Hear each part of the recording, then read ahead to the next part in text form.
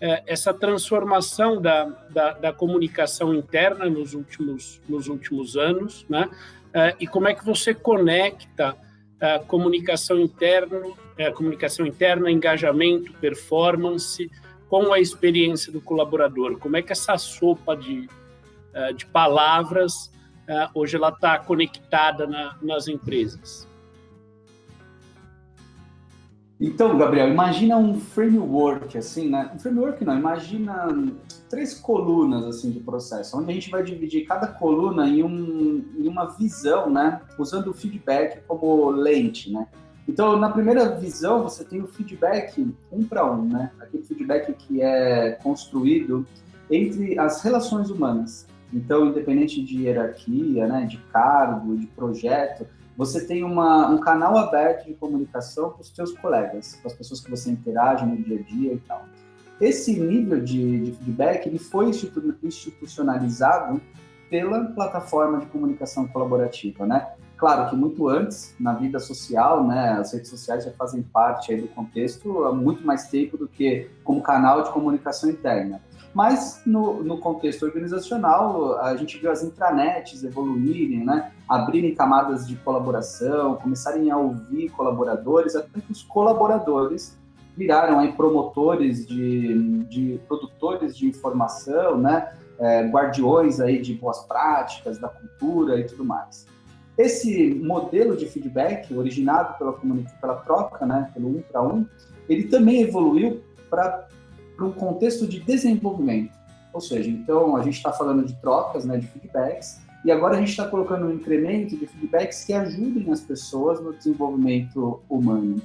Então, as inovações que a gente vê nesse sentido são, por exemplo, as competências que antes, né, eram usadas no processo de avaliação, cruzando ali com resultados, né, com desempenho, elas hoje vêm para um processo de desenvolvimento. Ou seja, as competências são o drive, né, que o RH utiliza para que as pessoas, no 1 para 1, tenham um direcionamento sobre o que avaliar naquele colega de relação do dia a dia.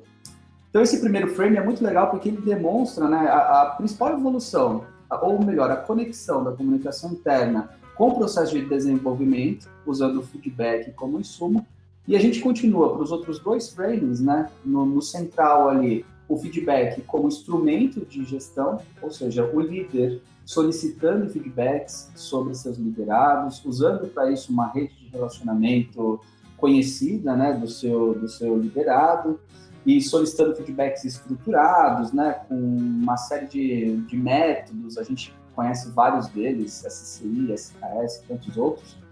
E no terceiro frame, o feedback institucional.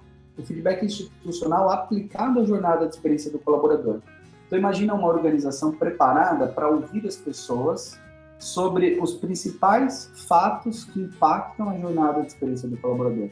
Por isso a gente comenta muito sobre o onboarding e offboarding, porque você tem um processo de recrutamento estruturado e muitas vezes você não consegue tangibilizar qual é o benefício disso ou quais as oportunidades de melhoria disso. Então, o feedback institucional, quando aplicado a essa etapa do processo, ouve o candidato, ouve a experiência do candidato. Não só o candidato que ingressa na jornada de experiência, né, que é contratado, como também o candidato que não é contratado, porque ele vira um ativo ali da companhia e a gente consegue, naquele momento, capturar essas experiências através de pulsos, né, pesquisas aprofundadas. E essa lógica se aplica às outras fases da jornada, como integração, o próprio engajamento dele na companhia, desenvolvimento, desempenho, né, performance, no caso, depois o desligamento, e engraçado que para nós a jornada de experiência não termina no desligamento, porque a gente trabalha a reputação, né, e aí conecta toda a questão de employer branding para ajudar a companhia a se posicionar nesse mercado, lembrando que o ponto de partida foi o feedback institucionalizado. Legal, André.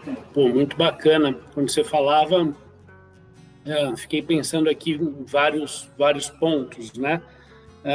Um deles, a própria questão que eu acho que hoje, né, já é batida, todo mundo fala, enfim, mas acho que é importante trazer da transformação digital, né?